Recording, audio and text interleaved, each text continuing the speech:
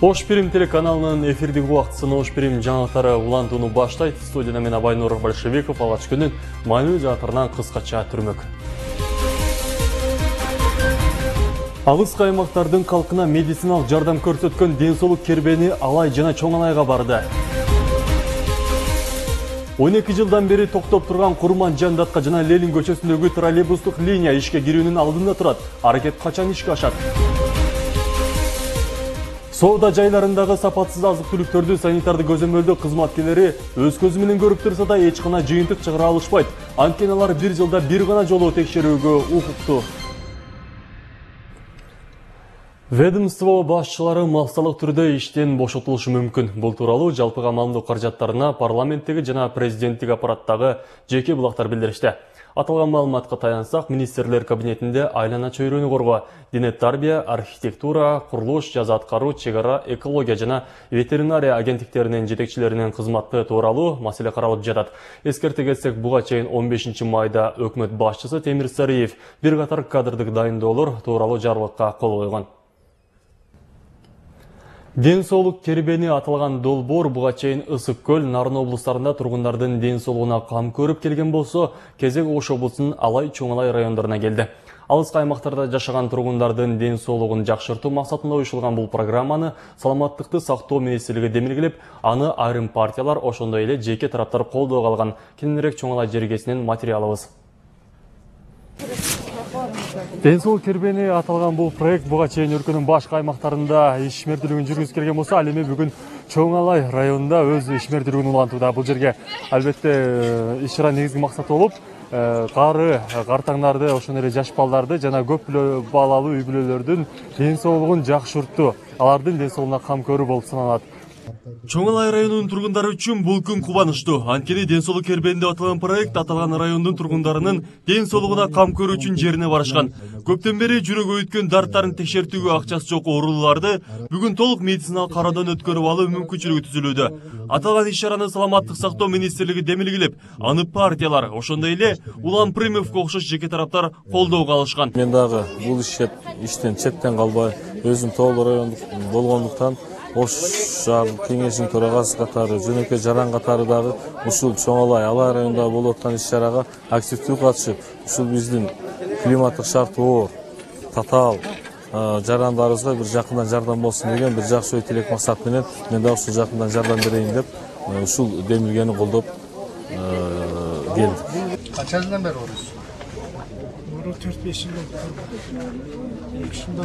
Негизи бул иш-чарага көп жылдык тажрыйбасы бар дарыгерлер тартылган. Алардын бүгүнкү текшерүүсүнөн кийин тургундардын арасында кандайдыр бир кошумча медициналык кароого муктаж болгон жарандарга айылдык дарыгерлер тобу тарабынан тизмеси түзүлүп, министрликтин колдоосу менен акысыз дарылануулар уюштурула тургандыгын саламаттык сактоо министрлиги билдирди. Больницаларды көрүп, акыбалын өз көзүм менен көрүп, ошондой элдин алдында бүгүн эле жабдуулар менен бере албасам дагы алыскы райондарды ушундай ден соолук кербени уюштуруп, дайыма ушу колго алышка сөз берген. Анан ошол боюнча келген сөзүмдү тутуп, бүгүн Ош облусунда ден соолук кербенин Чоң Алай районунун Кыргызстандын эң алыскы, эң акыркы чет мамлекеттеги чектеш Карамак айылынан баштап атабыз. Бул мындан мурун Тоң районунда өттү, азыр Нарын районунда өтүп атат. Ош областында биз бүгүнкү стартты Карамактан берип атабыз. Токтомуш абада бир топ күндөрдөн бери сыркоо менен алышып, дарыгерге кайрылууга мүмкүнчүлүгү болбой, бүгүнкү иш-чараны угуп бул жерге келген. Учурда дарыгердин кароосунан өтүп чыкты. Мен эми ушул больницада 3-4 күндөн бери жатам.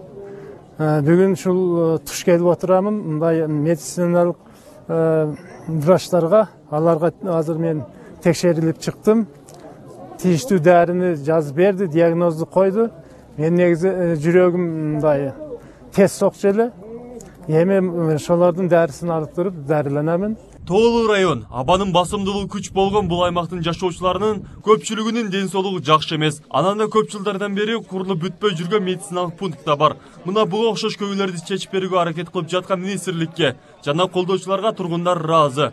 Мына депутаттар жакшы күнү биздин айылга ушул бүт врачтарды алып келип, бүт оорулардын жана башка элдин көйгөйлүү маселелерин чечкени келиштилер, бардыгы жакшы. Действительно улам Приимовдун атасы да Бердибай Приимов жанагы өтө сонун депутат болгон. Элге жардам берген. Көмүр кенинен алып жерге бүт массовый чайхана, мечиттерге бар жерге жардам берди. Действительно, бул келген эл үчүн жакшы, мындай нерселердин бардыгы. Бул менен эле токтоп калбай, ден соолук кербени деп аталган көчмө проект 15 күн чоң алай райондорунун ар бир айылдарына чейин барышып, элди аксыз медициналык көзөмөлгө алышаарын Саламаттык сактоо министрлиги билдирди. Дени саулык келечектүү өлкө дегендей, мына ушул сыяктуу иш-чаралар мындан ары да уюштурулуп турмакчы. Абайнур Большевиков, Улукбек Нарыматов, Ош Бирим жагатары, Чоң Алай району.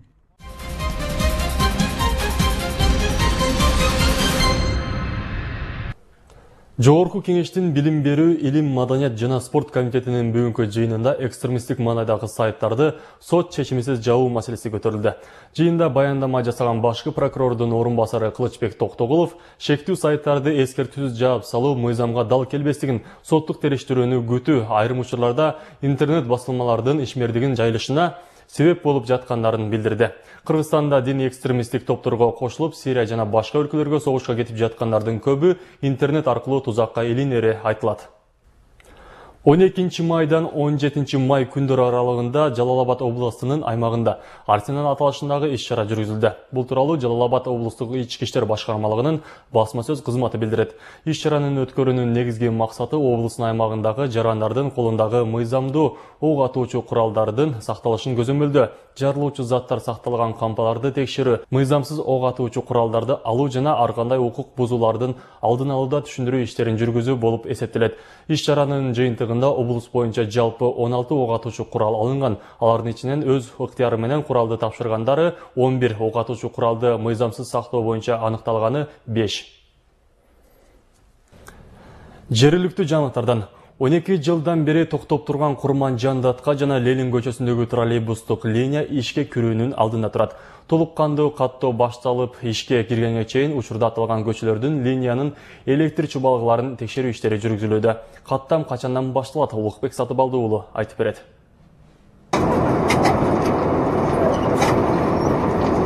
Рустам Дашаевдин троллейбус айдаганына 3 жылдан ашып калган. Анын күнүмдүк убактысы Манас ата кичи районунан студенттер шаарчасына барып келүү менен өтөт. Жакында ал үчүн маршруттук линиясында жаңылануу болору күтүлүүдө. Күнүнө бир каттам менен жүргөн айдоочу эми Курман-Жандатка көчөсү менен да троллейбус айдап кала тургундарына кызмат көрсөтөт. Жакында эле мына Курман-Жандатка Ленин көчөсүнө жүрөсүңөр деп маалымат келди. Анан ошол жака азыр начальниктер өздөрү бөлөт. Эгер мен дагы ошол жака бөлсө, мен дагы жүрүп калышым мүмкүн. Рустам Дашаев өңдү Ош шаарында 17 троллейбустун айдоочулары жүргүнчүлөр үчүн кызмат көрсөтөт. Маалым болгондой, Курман-Жандатка жана Ленин көчөлөрүндө акыркы жолу 2003 жылы троллейбустар кала тургундарын ташыган. Андан соң жүргүнчүлөрдүн саны суюлуп, транспорт өз каражатын актабагандыктан каттам токтотулган. Быйыл ал кайра жанданып ишке кирүүнүн алдында турат. Деген жанагы эски автовокзал жаңы мосттун курулушуна байланыштуу көчүрүлдү жакында. Ошон көчүрүлгөндө бүт ошол жердеги автостанциядагы автобустар бул жака чыгат. Ошондо жүргүнчүлөрдүн эмесин эсептеп көрүп, ушул линияны иштетүүгө аракет кылып жатабыз да. Азыр ал ачылган жок. Бул азыр троллейбустар жүргүзүп жөн эле подготовка, баягы зымдар жана дат базып жакшы болбой калган экен, ошого күнүнө 1-2 жолдон жүргүзүп, текшерип көрүп атабыз. Линияларды оңдодук. Көп жылдык тыныгуудан кийин жанданып жаткан Курман-Жандатка линиясына алгач 5 троллейбус коюлары пландалууда. Эгерде жүргүнчүлөрдүн саны арбый турган болсо, 17 транспорт 2 линияга теңме-тең бөлүнөт. Шаардык муниципалдык транспорт мекемеси Курман-Жандатка көчөсү Масалиев көчөсүнөн кеңдиги жагынан кичине болгондуктан тыгындардын алдын алуу үчүн айрым кичи автобустардын жүрүүчү багытын өзгөртүүгө туура келерин белгилешет. Жол коопсуздук кызматынын конторасынын жанында кругтан эле айланат да токтойт остановкасы. Андан кетет да Курман-Жандатка менен жанагы эмеден ылдый түшөт, жана муз училищанын тушуна ылдый түшөт дагы Ленин көчөдөн анан эме өтөт, Грензаводдон эле баягы эски маршрут менен Юго-Остон келе атып Грензаводдон бурулат, мосттон өтөт, Курман-Жандатка чыгып, стадион жака Ленин көчөгө түшүп эле филармониядан автотресттин алды менен кайрылды ошол бир эле линияда. Ошондо жана кайталанма маршруттарды, кичи автобустардын анан ушу центральный жолдогу ушу жол тыгындагы көпчүлүктердин жана санын азайтуу, анан маршрут багыттарын өзгөртүү боюнча биз өзүбүздүн сунуштарыбызды айттык. Мында жаңыланууну шаар тургундары да жакшы кабыл алышууда. Анткени кичи автобустардын ичиндеги жүргүнчүлөрдүн тыгындары кала тургундардын негизги көйгөйү. Ананда троллейбус каттап калса капчыкка да пайдалуу келет. Жүрүп калса жакшы болот эле да. Элдер каалаган транспортто чыкпай. Анча жеңилдиги бар адамдар болуп калат экен, картаңдар, белсенди балеттер. Анабы жүрүп аткан микроавтобустар олар неме кылбайт, ончо эле наркы кымбат. Андан сырткары Ош каласына дагы жаңы 20 троллейбустун алынышы күтүлүүдө. Европа өнүктүрүү банкы бөлгөн каражатка жаңы жүргүнчүлөрдү ташуучу транспорт алынса, 2 линия тең толук кандуу иштейт дейт мекеме жетекчиси. Бирок жаңы троллейбустардын келишин күтпөй эле экинчи каттамды ишке киргизүүгө даярбыз деген Расулбек Мырзагулов бул үчүн шаардык кеңештин депутаттары макулдугун бериши керек дейт. Демек эл өкүлдөрү бул маселени кезектеги сессияда карап колдоп берсе, шаардык троллейбустар 2 каттам менен тейлей баштайт. Улукбек Сатыбалды уулу, Мирлан Ормонов, Ош Прим жаңылыктары. 29 майда өтө турган акыр коңгуроо салтанатында бүтүрүүчүлөрдүн автоунаалары менен шаар кыдырып эс алуусуна тыюу салынды. Бүтүрүүчүлөр атайын унаа жалдап кала кыдырып же эс алуучу жайларга барса, жалданган автоунаа ээси да жоопко тартылат. Бул боюнча бүгүн Ош шаардык ички иштер башкармалыгына жана жол кайыл күзөт кызматкерлери каладагы айдоочулар менен мектеп директорлорунун чогулткан жыйында айтылды. Күч түзүмдөрүнүн мындай кадамдарга баруусуна ар кандай кырсыктардын алдын алуу максаты түрткү болгон. Эгерде эскертүүлөргө моюн сунбаган айдоочулар болсо, мыйзам чегинде жоопкерчиликке тартылат. Быйыл мына буюрса азырда ушундай түшүндүрүү иштерин жүргүзүп жатабыз. Быйыл ошол 57 мектепке 57 кызматкерлер бөлүнүп, бир эле АИ кызматкерлери эмес, участковыйлар менен, идеен кызматкерлери менен, УУД город Оштун кызматкерлери менен биргеликте атайын ушундай иш-чараларды өткөзөбүз. Эгер ушундай болуп дагы айтып кетип аткан болсо, биз өтө катуу чара көрөбүз деген ойдобуз.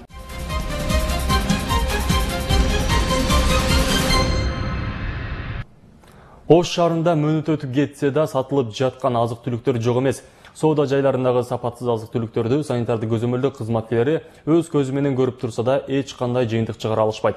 Анткени алар бир жылда бир гана жолу пландуу түрдө текшерип, ошондо гана алар мыйзамдуу түрдө жаза колдоно алышат. Мөөнөт өтүп кеткен азык-түлүктөр дүкөн текчелеринен качан алынат? Гүлмайра Рахманбердиева айтып берет.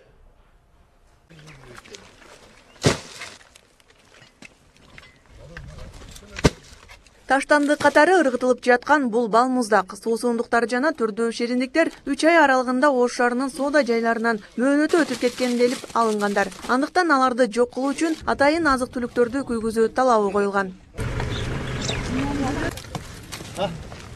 Санитардык көзөмөлдөө жана ооруларды алдын алуу башкармалыгынын кызматкерлеринин айтымында дүкөндөрдү жылына бир ирет гана азыктар сакталуучу кампыларды 3 айда бир жолу, ал эми тамактануучу жайларды дагы бир жылда 4 жолу пландуу түрдө гана текшерүүгө алынат. Шинлайн компаниясынын чыкканы боюнча бизге жогорку тараптардан, биздин өзүбүздүн жогорку органдардан келген каттын негизинде рейд жүргүзгөнбүз. Ошол рейдти дагы жанагындай укуктуу түрдө, мыйзамдуу түрдө жүргүздүк. Ошон үчүн азыраак болуп калды. Биз ошо 240 дана балмуздак таптык. Аны өзүңүздөр көрдүңүздөр, толугу менен жок кылынды. Соода жайларда сатылып жаткан тамак аш продуктыларынын ар биринин сакталуу мөөнөтү, сактоо мүмкүнчүлүгү толук түрдө азыктын сыртына жазылуусу зарыл. Аны карап, керектөөчүлөр азыктын жаңылыгын же эскирип калгандыгын билсе болот. Мөөнөтү өтүп кеткен азык-түлүктөр сатылбасын деген чектөөлөргө карабай, Ош шаарындагы супермаркет деп аталган жайлардын биринде мындай тамак аш каражаттары дароо эле чыкты. Сроктор көрсөтүлгөн, бирок мына срок өтүп калыптыр. 28 апрель 2015-ке чейин экен. Кандай чаралар? Бизде плановый проверка болот. Предписание менен атайын мыйзам чегинде текшерилет. Текшерүү учурунда санитардык көзөмөлдөө борборунун кызматкерлери тарабынан бардыгы текшерилип, буларды жокко чыгарууга запрещение берилет. Азыр көрдүк, азыр эми биздин азыр мисалы үчүн азыр биз предписание келген жокпуз, ошон үчүн предписание келген учурда неме кылынат, ага чейин азыр биз жок кала бербейт, биз айтабыз продукцияңарды полный карап, срок өткөндөрдү алып койгула деп. Ар бир азыкта өндүрүүчү тарабынан сактоо мөөнөтү, азык-түлүктүн курамындагы заттар, аны кантип кандай жайда сактоо мөөнөтү дагы даана көрсөтүлүп турушун мыйзам талап кылат. Бирок андай жок эле сатылып жаткан шириндиктер дагы бир топ. Ар бир производитель өзүнүн продукциясын чыгарганда маркировкасын туура так жазыш керек, маркировкасында көрсөтүлүш керек, адреси көрсөтүлүш керек, кайсы жеке ишкер чыгарып атат, кимдин атында, кайсы күнү чыгарылган, кандай шартта сакталыш керек, мисалы үчүн мына температурада сакталыш керек, мынанча күнгө чейин. Акыркы сактоо мөөнөтү да жазыш керек, мынанча жылга чейин сакталыш керек депчи. Чындыгында азык-түлүк сатуучу дүкөндөрдө абалоор. Мөөнөтү өтүп кеткен тамактарды жеген инсандын ден соолугу, өмүрү эмне болушуна эч ким жооп бере алышпайт. Мыйзамда жылына бир ирет гана текшерилсин деп жазылганы керектөөчүлөрдүн кооптонусун дагы да күчөтөрү анык. Азыктардын мөөнөтү өтөбү же бузулуп эскирип кетеби, ага карабастан санитардык көзөмөлдөө кызматкерлери 4 мезгил ичинде бир жолу гана соода жайлардын текшерүүсү алардын мүмкүнчүлүктөрүн кыйлатарын айтышат. Мына биз бүгүн азыр миллион маркетинде турабыз. Ошол маркеттердин мезгилдүүлүгү бир жылда бир эле жолу пландуу текшергенге укугубуз бар. Эми мыйзам ошондой, бул мыйзамды айтып атабыз, эми 10 күн мурун сөз эскертүү берип койсоң, 10 күн мурун бүт суроо өткөн товарларды алып коюп, анан кийин биз келгенде мына бир жакшынакай келгенде туруп биз кеткенден кайра коюп кое бериш мүмкүн. Ага биз кепилдик бере албайбыз. Мыйзам ошондой жазылып калган. Ал эми соода жайдын ээлерин азык-түлүктөрдүн сапаты ойлондурмак бери турсун, санитардык көзөмөлдөө кызматкерлери менен чогуу келген журналисттерди кууп чыгууга барды. Мен хозяин болом. Мен барып колуңан келген кыз, давай, чыкна. Андыктан ар бир жаран тамак аш каражатын сатып алууда өзү гана баарына көңүл буруп, ден соолугуна күйсө. Бүгүнкү күнү азык-түлүк саткан дүкөндөрдүн түрдүү текшерүүлөр болгон менен санитардык кызматкерлеринин көзүнчө алардын убактысы өтүп кеткен азык-түлүктөрдүн чыккан менен эч кандай жыйынтык болгон жок. Демек, сиз же мен кайсы бир күнү убактысы өтүп кеткен азык-түлүктү сөзсүз дүкөндөрдөн сатып алышыңыз мүмкүн. Гүлмайрам Рахманбердиева, Улук Нарматов, Ош Бирим жаңылыктары. Административдик кодекске киргизилген өзгөртүү президент тарабынан жактырылып колдоого алынды. Эми таштандыны орнага эмес жерге таштагандар жоопко тартылат. Мындай жагдайда таштандыны көчөгө ыргыткан же өрттөгөн адамга 2000 сомдон 10 000 сомго чейин айыппул салынып, же 8 саатка коомдук иштерге чегерилет. Бул тууралуу президенттик аппараттан кабарлашты. Калааны таза сактоо максатында кабыл алынган мыйзам боюнча протоколдук тапшырмаларды түзүү укук коргоо органдарына жана айлана чөйрөнү коргоо комитетине тапшырылды. Ош шаарынын так ортосунда жайгашкан Сулайман тоонун айланасындагы чөптөр орулууда. Аталган аймакты өрттөн коопсуздандыруу үчүн бул иш-чара 12 майда башталган. Анткени күн ысыганда кургап турган чөптөрдөн өрт чыгуу коркунучу пайда болот. Ошондуктан саамалыкка Сулайман тоо музей комплексинин кызматкерлери жана шаардагы жогорку окуу жайлардын студенттери тартылып, кезеги менен тоонун айланасында ашыкча чөптөрдү арылтууда. Учурда Ош мамлекеттик социалдык университетинен 100дөн ашык студент, балдар жана кыздар келип чөп орушууда. Уюштуруучулардын айтымында 70 гектарлык аянты бар тоонун дээрлик бардыгы орулуп бүттү. Ал эми керектелүүчү темир тезектерди алууда ар кандай жеке инсандар жардам беришкен. Андыктан жаштардын максаты да Ош шаарын, анын ичинде Сулайман тоонун тазалыгын кам көрүп, тарыхый эстеликти коо сакталышына салым кошуу. Орокторду, чалгыларды, күрөктөрдү, тырмоочторду фирмалардан жардам беришет. Орокторду базардагы, чоң базардагы темир усталар жардам кылып берип, ошолор көмөктөшүп жардам берип турушат.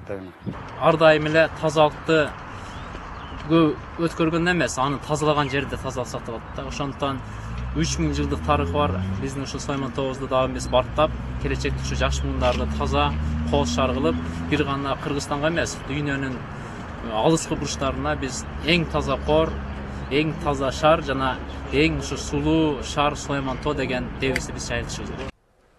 Сиздер Ош Бирим жаңылыктарын көрдүңүздөр. Алдыда Алмалканда болуп жаткан окуялар менен тааныша алыңыздар. Кечиңиздер көңүлдүү улансын. Жагымдуу жаңылыктар менен учурашалы.